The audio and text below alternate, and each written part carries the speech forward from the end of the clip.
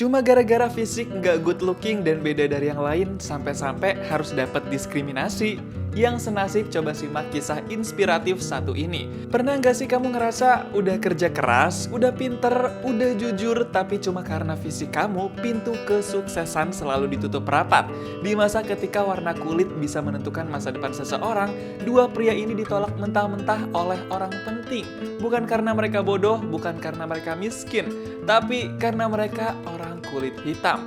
Dan dari penolakan itulah mereka berani untuk ngejalanin cara yang bikin semua orang gak menyangka. Ini bukan cuma cerita soal uang, ini cerita tentang sistem yang gak adil dan orang-orang yang menolak tunduk padanya dalam film The Banker.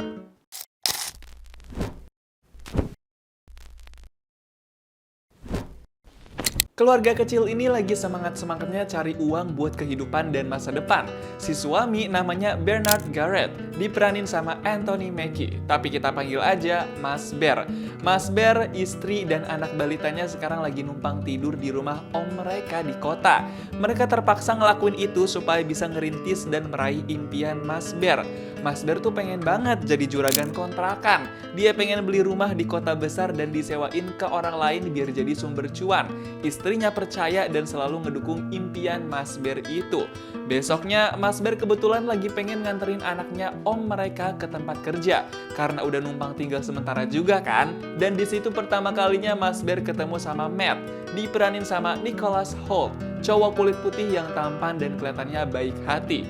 Abis itu, Mas Ber berhari-hari langsung cari-cari rumah yang dijual di sekitar kota itu buat nanya berapa harganya. Tapi pas ditelepon ternyata harganya mahal-mahal banget itu rumah. Udah gitu, si istri juga bingung gimana belinya. Mas Ber bilang uangnya cukup, tapi perlu uang lebih buat perbaikan.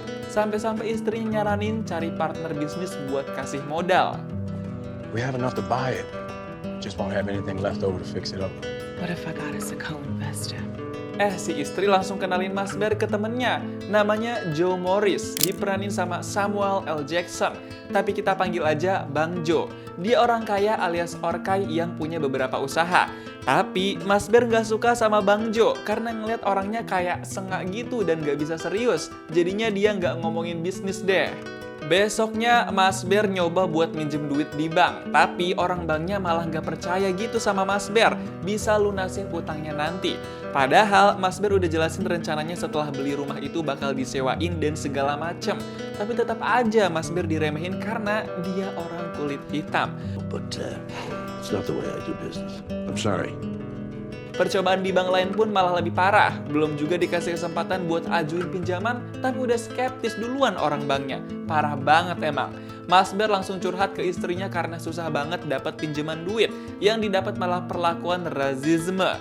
Suatu malam di sebuah acara, Mas Ber ketemu lagi sama Bang Jo. Si Bang Jo ngajak ngobrol di luar. Dia belak-belakan bilang suka ngeliat orang kulit hitam yang berambisi dan mau sukses. Kayaknya Bang Jo tertarik mau ajak kerjasama nih. Tapi Mas Ber masih belum bisa suka sama Bang Jo. 2 hari kemudian, Mas Ber diajak ketemuan sama orang bank yang pernah nolak dia minjem uang. Namanya Pak Barker. Dia pengen ngajak Mas Ber kerjasama buat cari properti yang lagi dijual dan tempatnya potensial buat dijadiin kontrakan. Pak Barker mau bagi hasil 50-50 sama Mas Ber.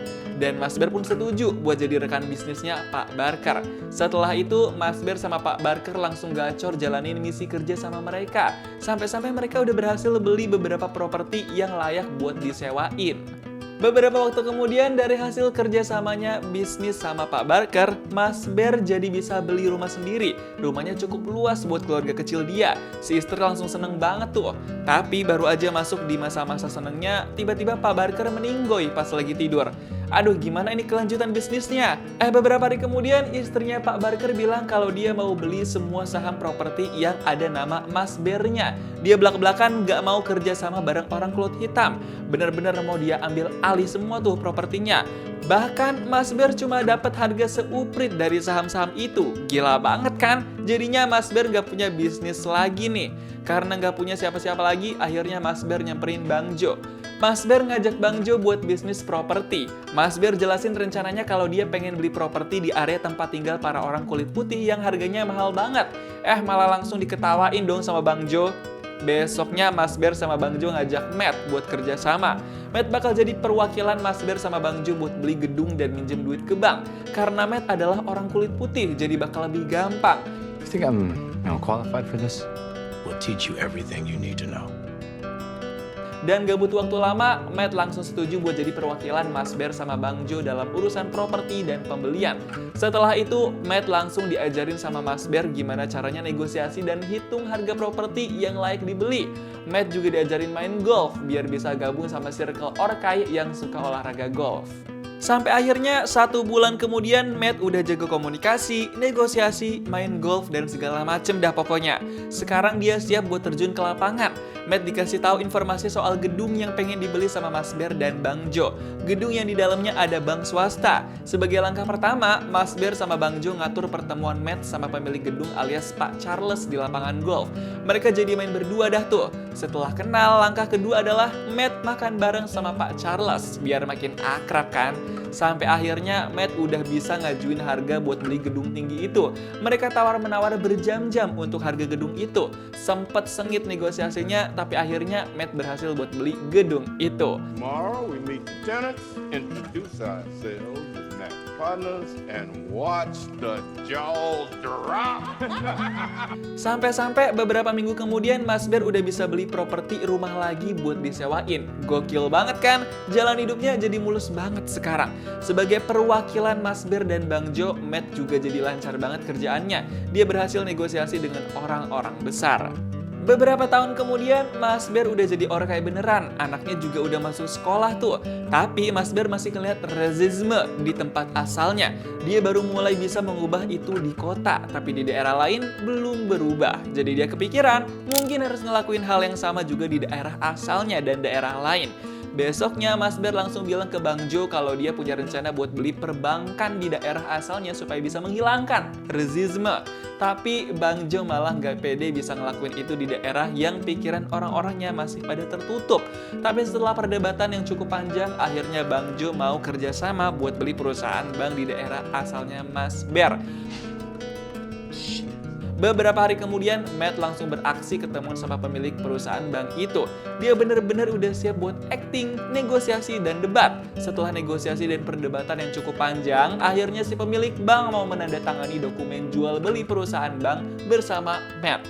Mereka berhasil, dan sekarang Mas Bear resmi jadi pemilik bank di daerah asalnya. Gila banget sih ini. Setelah itu, bank di daerah Mas Bear jadi bisa minjemin uang buat orang-orang kulit hitam. Dan emang itulah tujuan utama Mas Bear. Tapi si rekanan pemilik saham mereka alias Robert mulai curiga. Kok sekarang bank jadi banyak ngasih pinjaman uang ke orang-orang setiap minggunya? Malamnya, Matt langsung kasih tahu Mas Bear kalau Robert curiga ada aliran dana pinjaman ke orang kulit hitam. Mereka jadi was-was nih sekarang. Besoknya Robert beneran datengin rumahnya Mas Bear. Pas banget Mas Bear, Bang Jo, sama Matt lagi meeting di situ. Jadi ketahuan deh dua nama pemilik bank itu adalah Mas Bear sama Bang Jo. Si Robert tiba-tiba bilang kalau yang dilakuin sama Mas Bear dan Bang Jo adalah kecurangan. So, that's fraud. I don't know about that, Bob. See, both our names were on that bank contract you signed. Bukan cuma itu, Robert juga ngasih tahu ada anonim yang ngelaporin bank mereka minjemin uang banyak ke orang kulit hitam. Jadi nanti bakal diperiksa sama pihak berwenang. Duh, jadi gawat banget nih. Dan abis itu, Robert langsung keluar. Akhirnya Mas Bear, Bang Jo, sama Matt langsung meeting buat mecahin masalah itu. Matt ngide buat beli bank lain di daerah itu yang lebih kecil. Terus pinjaman orang-orang kulit hitam dialihin ke bank itu. Dan tiba-tiba Matt kepengen buat jadi pemilik bank kecil yang bakal dibeli itu. Tapi Mas Bear sama Bang Jo bilang kalau mereka butuh pertimbangin semuanya dulu. Si Matt malah pengen cepet-cepet tuh. Tapi akhirnya mereka setuju beli bank kecil itu dan Matt sepenuhnya jadi pemilik bank tersebut. Ngeri-ngeri sedap sih ini. Bisa sukses gak tuh dia? Baru juga beberapa hari ngejalanin rencananya, tiba-tiba Matt dapat telepon dari Robert ada 5 orang nasabah orang kulit putih yang mau narik semua uang dan tutup akun karena tahu pemilik bank ada orang kulit hitamnya. Beberapa hari kemudian, tiba-tiba ada pihak berwenang yang mau mengaudit bank kecil punya Matt. Padahal kan belum waktunya diaudit. Mana di pembukuan bank masih ada catatan pinjaman orang kulit hitam haram kan? Matt langsung laporan ke Masber soal itu. Mereka sama-sama panik nih jadinya. Dan audit oleh pihak berwenang pun dimulai. Matt deg-degan banget, pertanyaannya benar-benar mengintimidasi. Sampai akhirnya Matt gelagapan jawab pertanyaan pihak berwenang dan bank itu jadi kena batasan dan pengurangan buat transaksi pinjaman ke depannya. Gawat bener nih. Malamnya Masber langsung curhat ke istrinya karena dia jadi alamin kerugian atas apa yang dialamin sama Matt. Dia juga overthinking gimana nasib bank dia ke depannya. Belum lagi tiba-tiba bank besar mereka di daerah itu harus ditutup sementara karena nama Matt udah jelek di mata pihak berwenang. Mereka benar-benar shock dan gak bisa berkutik. Ladies and gentlemen, the United States Treasury Department has closed this bank until further notice. Sampai-sampai pas di luar, Masber sama Bang Jo ditahan sama polisi gegara diduga melakukan kecurangan. Bener-bener ini, kenapa semua jadi sekacau ini sih? Beberapa hari kemudian, sidang perkara Masber sama Bang Jo digelar. Matt jadi saksi di dalam kasus itu. Pernyataan Matt sangat berpengaruh buat nasib Masber dan Bang Jo. Beberapa hari kemudian, sidang pembelaan dari Masber pun digelar. Di situ, Masber bicara lantang dan tegas soal isu rasisme. Dia benar-benar ngerasa geram di persidangan itu. Why is it so important to you to exclude an entire race of people from the American dream? Singkat cerita, setelah sidang itu, Masber dan Bang Jo dinyatakan bersalah. Mereka dihukum 3 tahun penjara. Aset properti mereka disita. Cuma tersisa 1 yang masih bisa dipertahankan. Setelah bebas dari penjara, Masber masih berteman baik dengan Bang Jo. Hubungan dengan istrinya juga masih erat. Mereka hanya perlu terus menjalani hidup ke depannya dengan mental yang sudah lebih kuat. Masber bukan penjahat, dia bukan tukang tipu. Dia hanyalah seseorang yang ingin diperlakukan adil. Film The Banker mengajarkan kita satu hal penting. Kadang dunia tidak menolak kita karena kita salah, tapi karena sistem memang tidak ingin kita menang. Dan di dunia seperti itu, orang pintar harus lebih berani. Gimana nih pendapat kamu tentang film The Banker? Coba tulis di kolom komentar dan kasih tahu kamu mau diceritain alur film apa selanjutnya.